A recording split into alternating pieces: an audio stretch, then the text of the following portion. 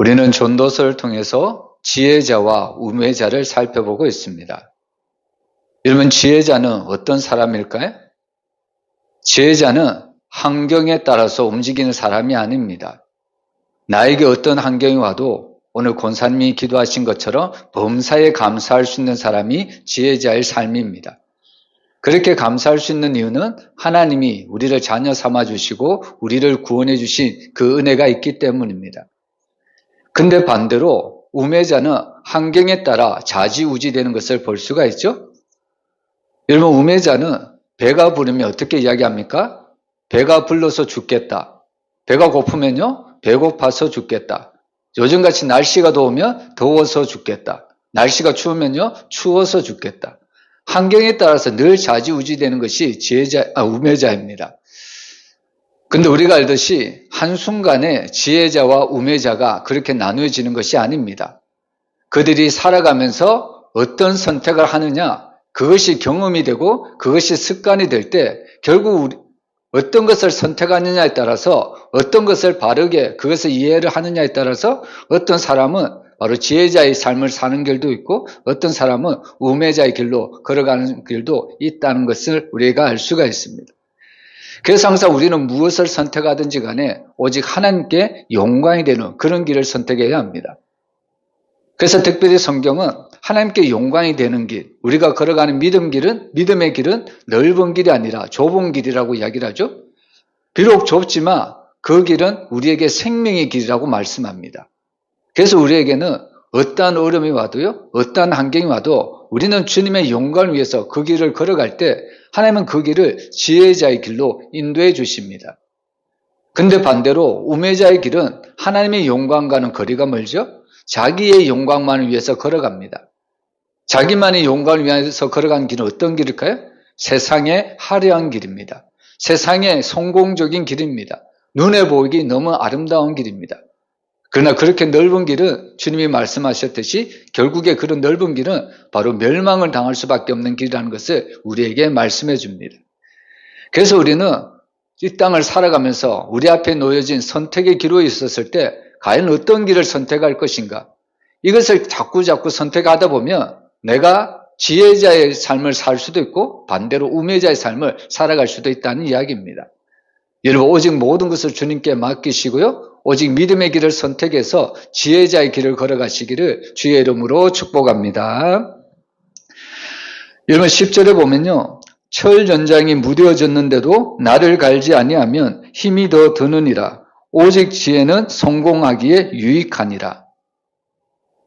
여러분, 이 말씀은 우리가 너무나도 잘 아는 말씀이죠.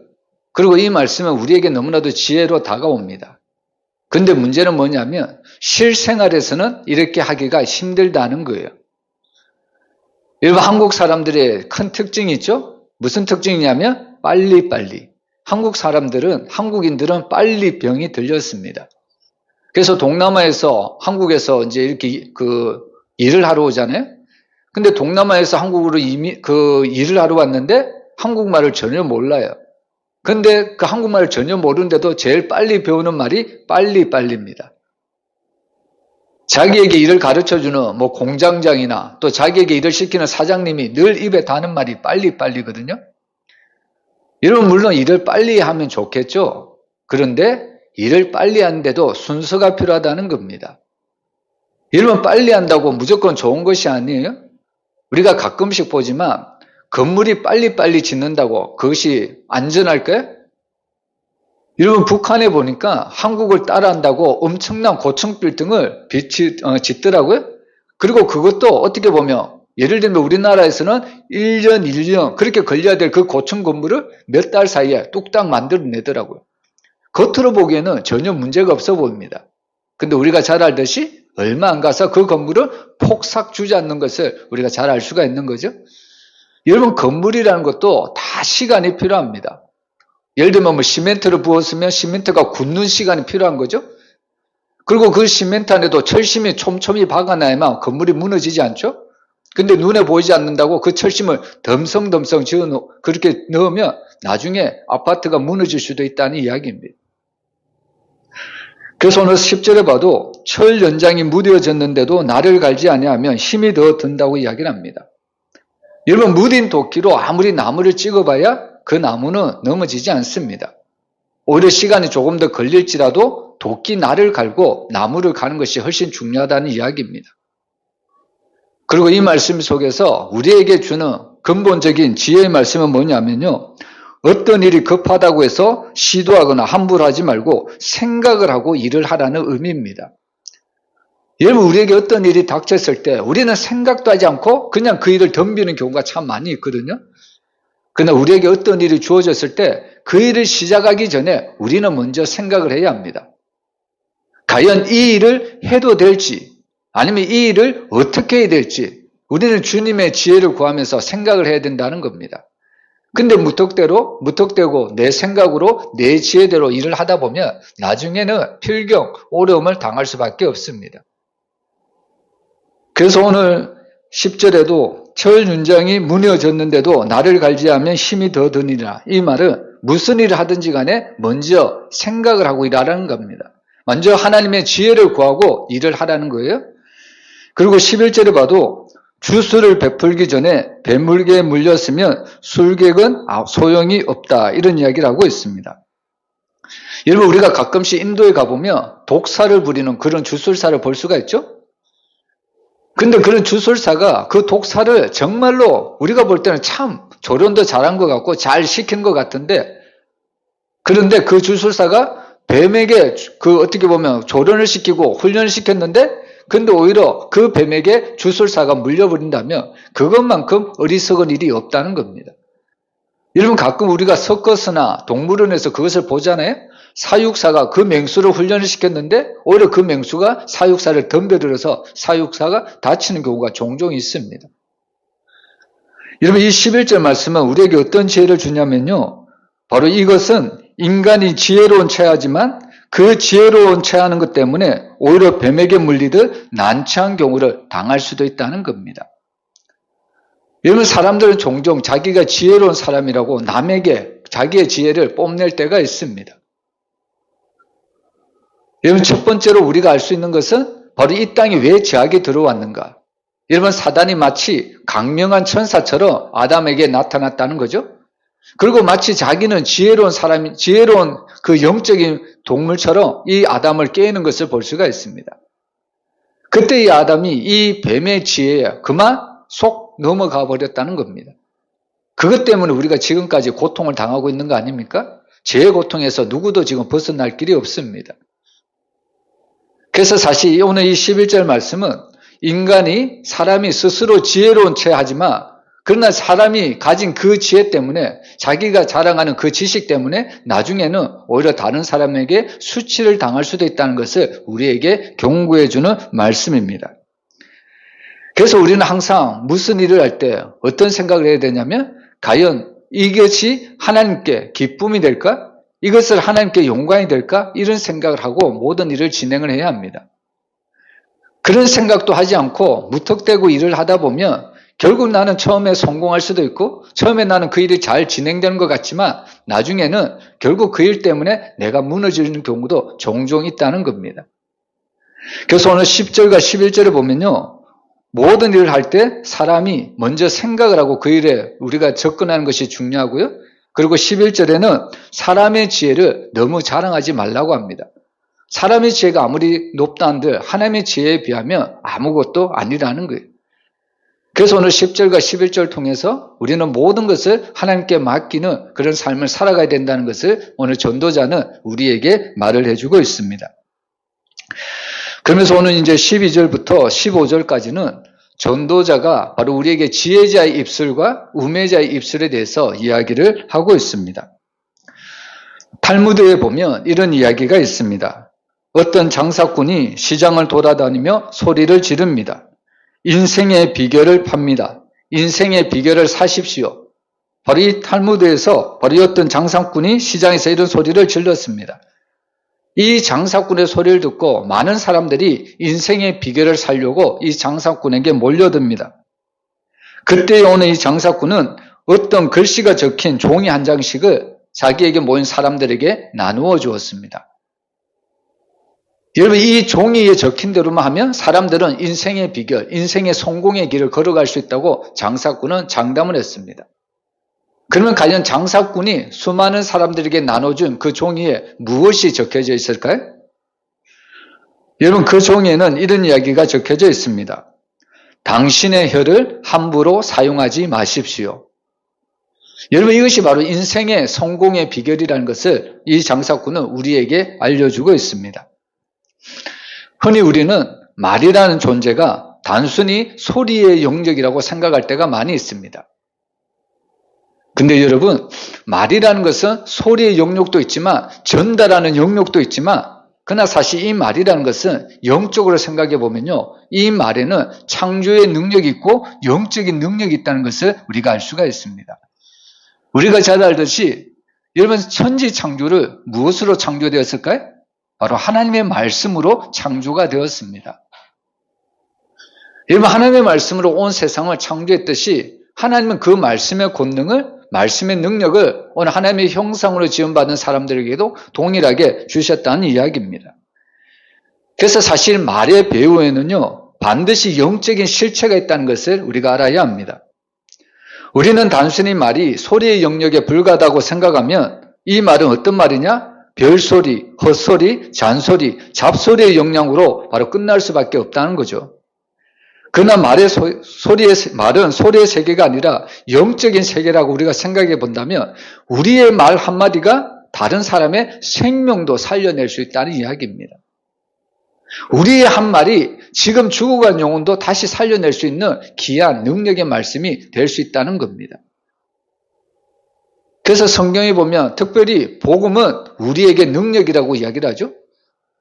여러분, 세상적인 입장에서 보면 복음은 그냥 단순한 소리의 영역에 지나지 않습니다. 단순한 말에 그치지 않습니다. 근데 어떻게 이 복음이 우리의 영혼을 구원하는 하나님의 능력이 될까요? 그것은 바로 이 복음이라는 것은 말의 소리의 전달을 넘어서 그 복음에는 하나님의 능력이 나타나기 때문입니다. 그래서 우리가 입술을 열어도요, 바로 이런 복음의 말씀, 하나님의 말씀을 전달할 때 그 말씀을 듣는 자가 생명을 얻을 수가 있습니다.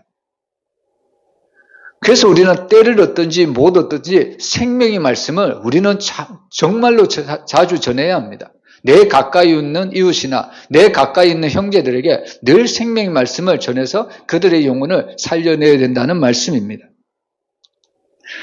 그래서 오늘 우리는 정말 사람의 말을 통해서 우리는 사람을 세우는 말, 사람의 생명을 살리는 말이 우리가 되었으면 너무나도 좋겠습니다. 그래서 오늘 본문에 보면 전도자는 우리의 입술이 지혜자의 말이 되라고 공고를 하고 있습니다. 여러분, 그렇다면 누가 지혜자입니까? 여러분, 그렇다면 누가 지혜자의 말을 하는 사람입니까? 여러분, 지혜자의 말은 바로 하나님과의 모든 관점에서 바로 하는 모든 말들이 바로 지혜로운 말이라는 것을 우리가 깨달아야 합니다. 하나님의 생각이 내 생각이 되고 하나님의 말씀이 내 말씀이 될 때 그 말씀을 전달하는 우리가 온전히 지혜자의 삶을 살아갈 수가 있다는 이야기입니다. 그래서 한마디로 말하면 지혜자의 말은 은혜롭다고 이야기를 하죠. 오늘 본문 12절 말씀 우리 한번 같이 읽어보겠습니다. 지혜자의 입의 말들은 은혜로우나 우매자의 입술들은 자기를 삼키나니. 여러분, 지혜자의 말은 은혜롭다고 이야기를 합니다. 은혜롭다는 말은 다른 말로 하면 덕스럽다. 바로 이 은혜롭다는 말은 사랑스러운 말, 이런 표현으로 우리가 쓸 수가 있습니다. 바로 칭찬이나 격려하는 말이 은혜로운 말이라는 겁니다. 여러분들도 가끔씩 이런 은혜로운 말을 들을 때가 있는데요. 여러분들이 은혜로운 말을 들으면 여러분들 기분이 어떻습니까? 은혜로운 말을 들었는데 기분이 나쁠 사람은 아무도 없을 겁니다. 은혜로운 말을 들으면 힘이 솟고요. 은혜로운 말을 들으면 절망 가운데도 희망이 생기고 소망이 생깁니다. 은혜로운 말을 들으면 죽어간 영혼도 다시 살아날 수 있는 놀라운 능력이 있는 것을 볼 수가 있습니다. 은혜로운 말을 들으면 내 마음에 상한 그 상처도 은혜로운 말을 들으면 이 상한 마음의 상처도 치유가 되는 것을 우리가 가끔씩 볼 수가 있습니다. 그래서 사실 이 은혜로운 말은 들어도 질리지 않고요. 계속해서 듣고 싶은 말이 은혜로운 말입니다. 그래서 사람들은 항상 어떤 말을 말할 때 본인에게 세 가지를 묻는다고 이야기를 합니다. 내가 어떤 말을 할 때 항상 자신에게 스스로 이 세 가지를 질문한다고 이야기를 합니다. 첫 번째는 뭐냐면 이것이 사실인가? 자기 자신에게 묻는다는 겁니다. 누군가 나에 대해서 이야기를 했는데 정말 이것이 사실인가를 내가 다시 한번 점검해 보는 겁니다. 근데 누군가 나에게 말을 해줬는데 이것이 사실인가를 점검해 보지 않고 그대로 다른 사람에게 전달해 버린다면 이것도 성경에 보면 큰 죄악 중에 하나라는 것을 우리에게 가르쳐 주고 있습니다. 그래서 어떤 사람은 이런 이야기를 합니다. 주님, 제가 걷지 않는 길에 대해 제 입으로 말하지 말게 하여 주시옵소서. 자신이 들은 말, 그리고 그 말에 대해서 직접적으로 팩트를 가려내지 않고서는 이 내가 들은 말이라 할지라도 남에게 전달하지 않도록 이 사람은 기도를 하는 것을 볼 수가 있습니다. 그리고 두 번째는 이 말을 해서 저 사람에게 덕이 되는가를 생각해 봐야 하고 있습니다. 여러분, 아무리 선한 말이라고 할지라도요, 아무리 저 사람에게 유익이 되는 말이라고 할지라도 만약에 내가 저 사람에게 말을 했을 때 저 사람에게 유익이 되지 않고 덕이 되지 않는다면 잠시 그 말을 멈추는 것이 너무나도 중요합니다. 여러분, 우리는 흔히 가끔씩 이런 이야기가 할 때가 있죠. 믿는 성도들끼리 어떤 성도가 너무나도 큰 고난 가운데 있습니다. 그리고 그 고난 가운데 있는 성도들을 찾아가서 이렇게 위로를 합니다. 사랑하는 집사님, 지금 집사님이 고통을 당하는 것은 우리는 알 수 없지만 뭔가 하나님의 뜻이 있을 겁니다. 여러분, 이 말이 위로가 될까요? 물론 이 말을 받을 만한 그런 집사님, 그런 믿음이 되면 이 말을 받아들이고 아멘 하겠죠. 그런데 이 말을 받아들이지 못한 그런 상태에 있으면 오히려 이 말 때문에 상처가 되고 시험에 빠질 수도 있다는 겁니다. 아무리 좋은 말이라고 할지라도요, 정말 그 사람에게, 상처를 입은 사람에게 이 말이 덕이 될 건가, 유익이 될 건가, 그것을 한번 생각해 보고 그 말을 해야 된다는 것을 우리에게 가르쳐 주고 있습니다. 그리고 세 번째로 이 말은 내가 반드시 해야 할 말인가, 이것을 우리 속으로 스스로 질문해 봐야 한다고 이야기를 합니다. 여러분, 오늘날 믿는 사람들 중에 어떤 가장 큰 문제가 있냐면 하나님이 해야 될 말을 사람이 하는 경우가 종종 많이 있는 것을 볼 수가 있습니다. 하나님께 돌려야 될 모든 영광을 사람이 대신함으로 스스로 영광을 받는 일이 많이 있다는 겁니다. 여러분, 전에 제가 이런 이야기를 들었는데 어떤 교회에 어떤 그 성도가 시험에 들었습니다. 그래서 이 시험을 든 성도에게 어떤 그 부교육자가 가서 신방을 하고 권면합니다. 그러면서 어떤 말을 하냐면, 예, 집사님, 지금은 이제 집사님이 좀 힘드시니까 잠시 쉬시고요. 그리고 쉬시는 동안에 우리 담임 목사님이 쓰신 이 책을 한번 읽어보십시오. 이렇게 권면했다는 겁니다. 여러분, 이 말이 맞을까요? 안 맞을까요? 여러분, 어떻게 보면 이 말 속에는 어떻게 보면 하나님보다 담임 목사님을 하나님 위에 이렇게 두는 그런 경우라는 것을 우리가 알 수가 있는 거죠. 여러분, 사실 하나님이 해야 될 말씀을 어떻게 보면 인간이 하나님의 영광을 가로채는 말을 할 때가 너무나도 많이 있습니다.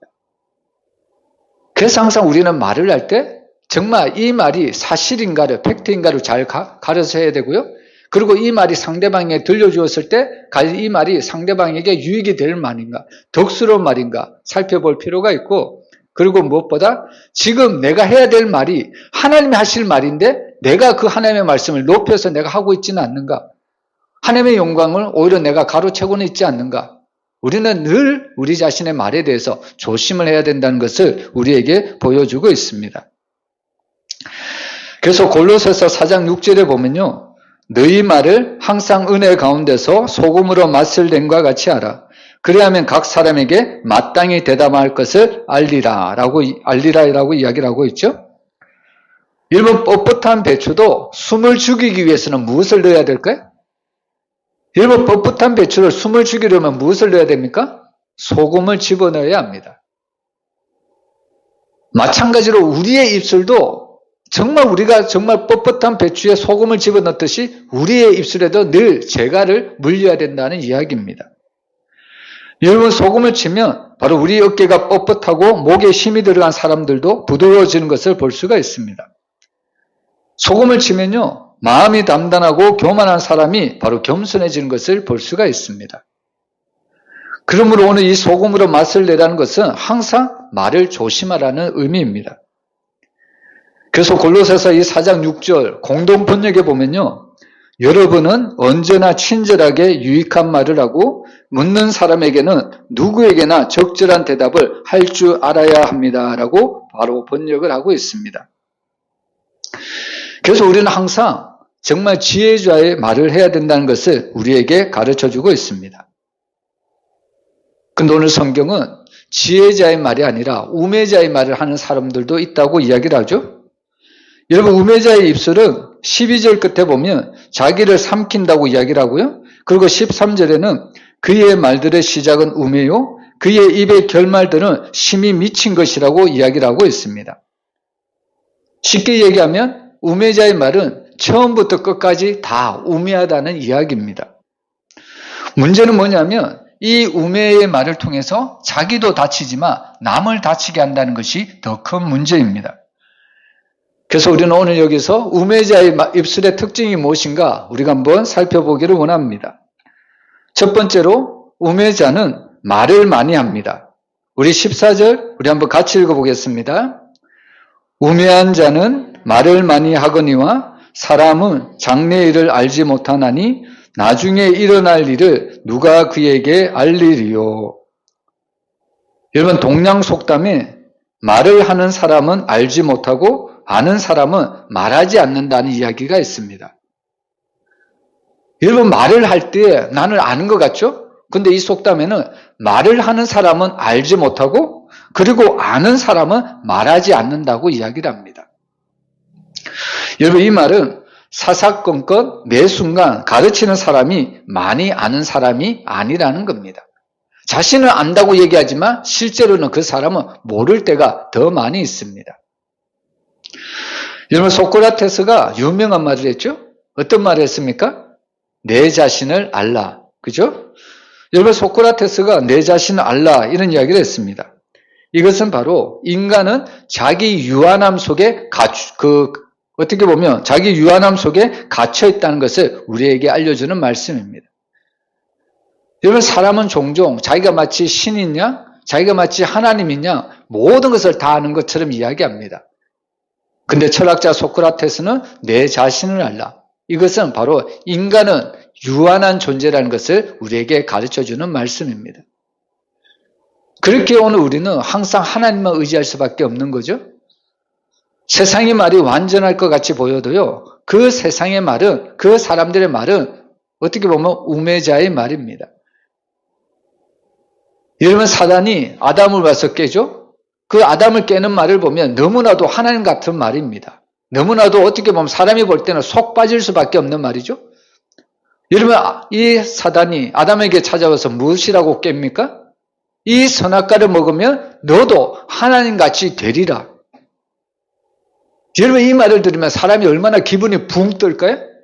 나도 이 선악과만 먹으면 하나님같이 되겠구나, 이런 생각을 하지 않을까요? 여러분, 하나님이 아담에게 선악과를 주신 목적이 뭘까요? 선악과를 먹지 말라고 한 이유가 뭘까요?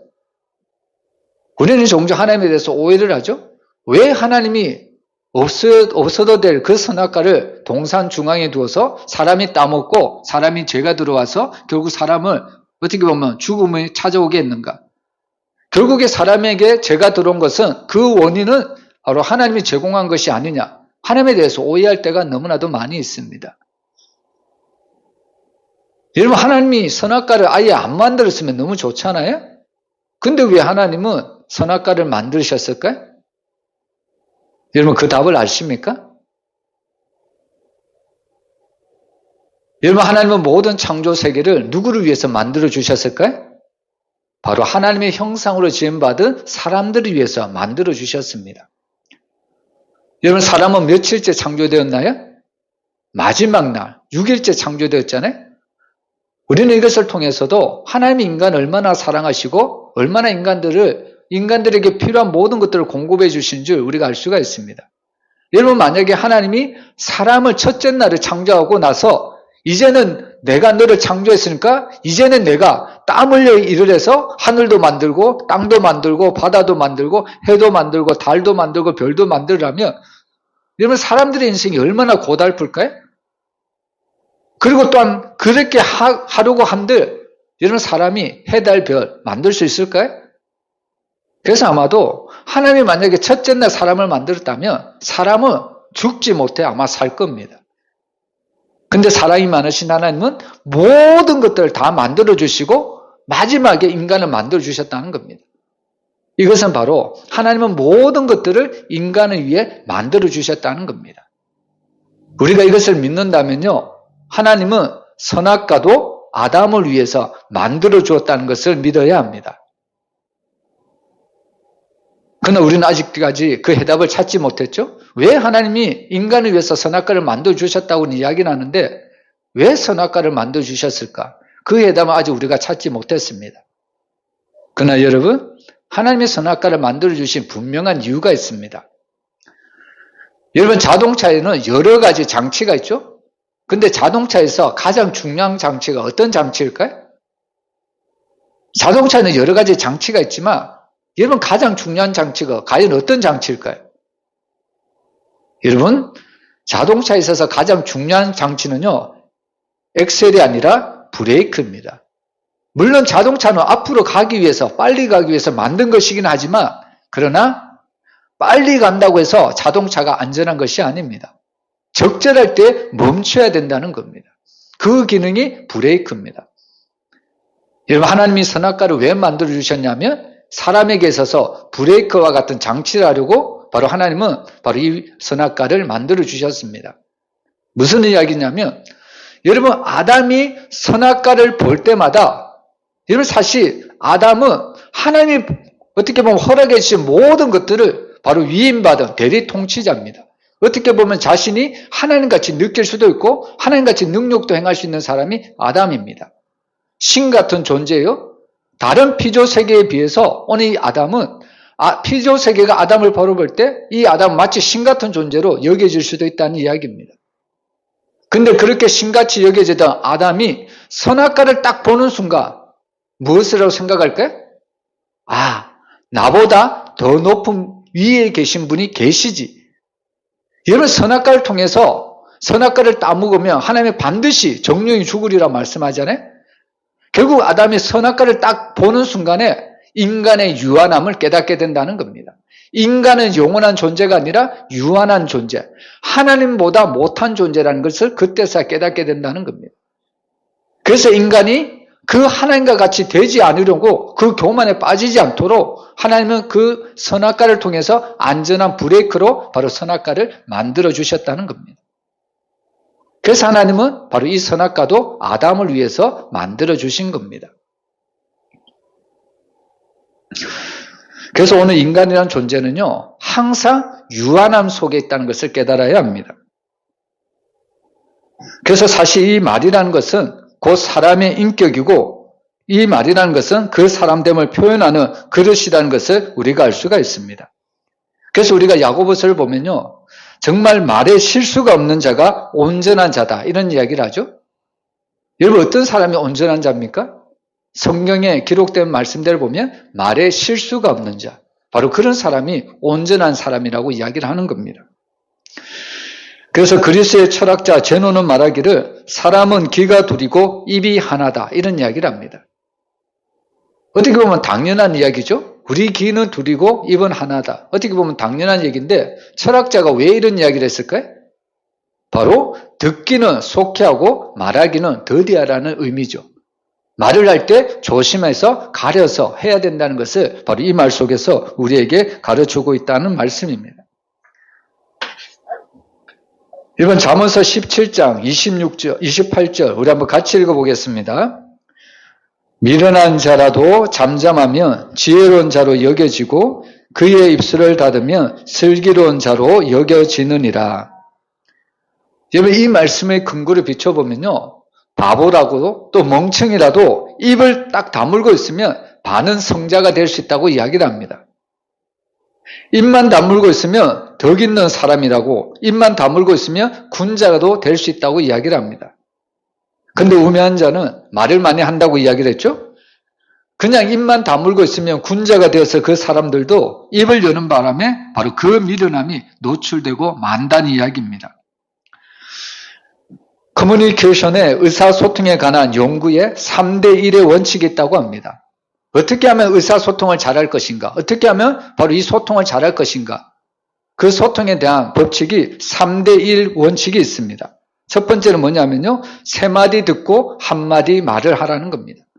듣기는 3마디 듣고요. 내가 하는 말은 1마디 말하는 겁니다. 두 번째로 3분 듣고 1분을 이야기하라고 합니다.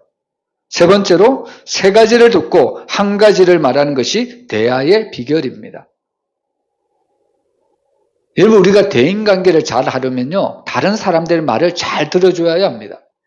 그리고 잘 들어주고, 그리고 내가 하는 말은 아주 조심스럽게, 아주 내가 하는 말을 어떻게 보면 그 사람들의 말에 비해서 내 말술도 작아야 된다는 것을 이야기하는 거죠. 그래서 사실 의사소통을 잘하면요, 이 3가지 법칙을 우리가 잘 지켜야 합니다. 그래서 오늘 우리는 정말 이 우매자처럼 말을 많이 하는 것이 아니라 정말 우리가 해야 될 말을 우리가 이렇게 했으면 너무나도 좋겠습니다. 그리고 두 번째로 우매자의 입술의 특징을 보면요, 장담을 잘한다고 이야기를 합니다. 우매자는 말을 많이 하다 보니까 장담을 잘하죠. 지키지 못할 말을 하거나 감당하지 못할 말을 하고 있습니다. 특별히 믿음에 근거를 두지 않는 허황된 말을 할 때가 너무나도 많이 있습니다. 그래서 14절 그 하반절에 보면요, 사람은 장래를 알지 못하나니 나중에 일어날 일을 누가 그에게 알리리요 라고 말합니다. 여러분, 장래는 누구의 영역일까요? 미래는 누구에게 속한 영역일까요? 하나님께 속한 영역입니다. 그런데 우매자는 말을 많이 하다 보니까 미래에 대해서도 장래에 대해서도 자기는 다 안다고 장담하고 다른 사람에게 알려주는 사람들이 있다는 이야기입니다. 여러분, 우리의 미래는, 우리의 장래는 항상 하나님의 영역이라는 것을 믿으시길 바랍니다. 우리가 내일을 알 수 있는 것이 아니라는 겁니다. 그래서 우리는 오늘 하루하루를 어떻게 살아가야 되느냐? 오늘 하루하루를 하나님이 주신 은혜로 살아갈 뿐입니다. 그래서 예수님도 내일 일을 자랑하지 말라고 이야기를 하죠. 내일 일을 우리가 무엇을 당할지, 무엇을 만날지 아무도 모른다는 이야기입니다. 그래서 오늘 우리는 이 우매자의 말처럼 내일에 속한 모든 영역을 주님께 맡기고 우리는 하루하루 믿음으로 살아가고 말씀에 순종하며 살아가면 된다는 이야기입니다. 그럴 때 하나님은 우리에게 필요한 모든 것들을 채우시고 하나님의 의뢰로 우리의 걸음을 인도하신다는 이야기입니다. 여러분, 오늘 우매자의 말을 들어보면요, 그들은 항상 조건적인 축복을 거는 것을 볼 수가 있습니다. 너희가 이러이러하면 하나님이 복을 주실 거야. 늘 조건적인 경우로 우리에게 이야기하는 경우가 많이 있는데 여러분, 그렇지 않습니다. 여러분, 내일에 속한 모든 영역은 하나님께 속했기 때문에 우리는 모든 것을 주님께 맡게 된다는 것을 이야기하고 있습니다. 그래서 오늘 우리는 말씀을 통해서 내일 일에 대해서 장담을 하는 것이 아니라 내일 일을 주님께 맡길 때 주님은 오늘도 우리를 보장하실 뿐만 아니라 내일도 우리의 미래도 책임질 수 있는 하나님이라는 것을 우리가 잊지 말아야 합니다. 그리고 세 번째로요, 우매자의 말은 파멸을 가져온다고 이야기를 합니다. 여러분, 직장을 다녀보면 다 알겠지만 직장에는 상사가 있습니다. 여러분, 직장에 상사가 올 때 어떤 상사가 오면 좋을까요? 여러분, 4가지 상사의 종류가 있습니다. 첫 번째로 머리가 좋은 상사, 두 번째로 머리가 나쁜 상사, 세 번째로 부지런한 상사, 네 번째로 게으른 상사가 있습니다. 여러분, 부하 직원들은 어떤 상사를 가장 좋아할까요? 여러분, 부하 직원들이 제일 좋아하는 상사는 머리가 좋고 게으른 사람이 좋다고 이야기를 합니다. 그 이유는 바로 상사가 시킬 것만 시키고 꼭 체크할 것만 체크하기 때문입니다. 두 번째로 바라는 상사의 종류는 머리가 좋고 부지런한 사람입니다. 일은 좀 힘들지 몰라도 그러나 그 일을 정확하게 할 수 있기 때문입니다. 세 번째는 머리가 나쁘고 게으른 상사입니다. 여러분, 머리가 나쁘고 게으른 상사는 어떤 사람일까요? 일을 잘 안 시킵니다. 그리고 해도 그 일이 옳은 일이 아닐 수도 있다는 겁니다. 근데 제일 큰 문제는 뭐냐면요. 제일 나쁜 상사는 머리는 나쁜데 부지런한 상사가 제일 힘들다고 이야기를 합니다. 뭔가 이 상사가 일을 시키긴 하는데, 열심히 부지런히 일을 시키게 하는데, 이 일이 할 때마다 결국에 그 일을 2번, 3번 계속해서 연달아서 다시 그 일을 감당해야 되기 때문입니다. 여러분, 우매자의 삶이 바로 이런 삶이라는 것을 우리에게 가르쳐주고 있습니다. 우리 15절 말씀 우리 한번 같이 읽어보겠습니다. 우매한 자들의 수고는 자신을 피곤하게 할 뿐이라 그들은 성읍에 들어갈 줄도 알지 못함이니라. 여러분, 우매자들은 정말 열심히 일을 하는 것 같아요. 그들은 최선을 다해서 일을 하는 것 같습니다. 근데 결국은 뭡니까? 그들의 수고는 자신을 피곤하게 할 뿐이라는 겁니다. 그러면서 그들은 성읍에 들어갈 줄도 알지 못한다고 이야기를 합니다. 쉬운 예로 하면 우매자는 자기 집도 제대로 찾아가지 못한다는 이야기입니다. 우매자는 겉으로는 열심히 일을 하는 것 같고 최선을 다해서 일을 하는 것 같지만 결국에 우매자의 결국은 그들이 하는 일이 자신에게만 피곤으로 가져오는 것이 아니라 같이 일하는 다른 사람에게도 그 피곤이, 그 어려움이 똑같이 전가된다는 것을 우리에게 말씀해주고 있다는 이야기입니다. 여러분, 이처럼 오늘 전도자는 우매자의 말에 대해서, 우매자의 입술에 대해서 우리가 3가지로 크게 이야기를 하고 있는데요. 여러분, 그래서 야고보 사도는 사람의 말을 커다란 배의 키에 비유했고요. 불의 혀에 비유를 했습니다. 여러분, 아무리 커다란 배도 그 작은 키로 그 커다란 배를 움직이는 것을 볼 수가 있습니다. 그리고 또한 이 불이라는 것도 성냥개비 하나에 의해 붙은 작은 불이 나중에는 온 산을 태울 정도로 엄청난 능력을 발휘하는 것을 볼 수가 있습니다. 마찬가지로 우리가 입에서 나오는 그 말이 우리가 볼 때는 작은 것 같이 보여도요, 이 말이 사람을 살릴 수도 있고 이 말이 사람을 죽일 수도 있는 엄청난 파괴적인 그런 능력으로 우리에게 다가올 수도 있다는 이야기입니다. 그래서 성경은 항상 우리에게 입술을 단속할 것을 이야기를 하는데요. 시편 141편 3절 말씀 우리 한번 같이 읽어보겠습니다. 여호와여, 내 입에 파수꾼을 세우시고 내 입술의 문을 지키소서. 오늘 시편 기자는 내 입에 파수꾼을 세워달라고 기도하죠. 내 입술의 문을 지켜달라고 이야기를 합니다. 여러분 왜 시편 기자가 이런 이야기를 했을까요? 어떻게 보면 내 입술 때문에 나도 살고 남도 살리고, 반대로 내 말을 하는 것 때문에 나도 죽고 남도 죽이고, 이 모든 것들이 내 입에 하는 말 속에서 나온다고 이야기를 하는 겁니다. 그래서 항상 우리는 항상 말조심을 해야 합니다. 조심조심. 그 가운데 가장 큰 조심은 말조심입니다. 우리 한국 속담에도 말 한마디로 청량빛을 갚는다는 그런 말이 있잖아요. 정말 우리 손자들은 지혜로운 것 같아요. 어떻게 그런 옛날 시대에 그런 말을 생각해 내었을까? 근데 어떻게 보면 그 속담도 어떻게 보면 성경의 기초에 보면 하나님이 우리에게 주신 지혜의 말씀이라는 것을 우리가 깨달을 수 있습니다. 여러분, 우리들도 세상을 살아갈 때 또 이번 한 주간에도 수많은 말을 할 겁니다. 여러분 과연 어떤 말을 하고 이번 한 주간을 지내실 겁니까? 여러분, 정말 우리는 지혜자의 말이 되어야 합니다. 지혜자의 입술이 되어야 합니다. 그래서 내가 하는 말을 통해서 나도 살고 남도 살리는 그런 입술이 되어야 합니다. 근데 반대로 우리가 이번 한 주간을 살는데 우매자의 입술이 되면 어떻게 됩니까? 나도 죽고 남도 죽이고 그 속에 속한 모든 사회 공동체도 죽일 수밖에 없다는 이야기입니다. 여러분, 오늘 우리에게 있어서 가장 그 지혜로운 말은 어떤 말이냐? 바로 하나님께서 우리에게 주신 복음의 말씀입니다. 복음의 입입니다. 이 복음의 입을 우리가 입만 열고 복음의 말씀을 전할 때 나도 살고 남도 살릴 수가 있다는 겁니다. 육신의 생명만 살릴 뿐만 아니라 우리가 전하는 복음을 통해서 그 영혼까지도 살릴 수 있다는 이야기입니다. 오늘 저와 여러분이 이 복음의 파수꾼의 입술이 되어서 나도 살고 우리 교회도 살리고 또 이 지역의 수많은 영혼들을 살려내는 그런 믿음의 입술, 지혜자의 입술이 되시기를 주의 이름으로 축원합니다. 기도하겠습니다.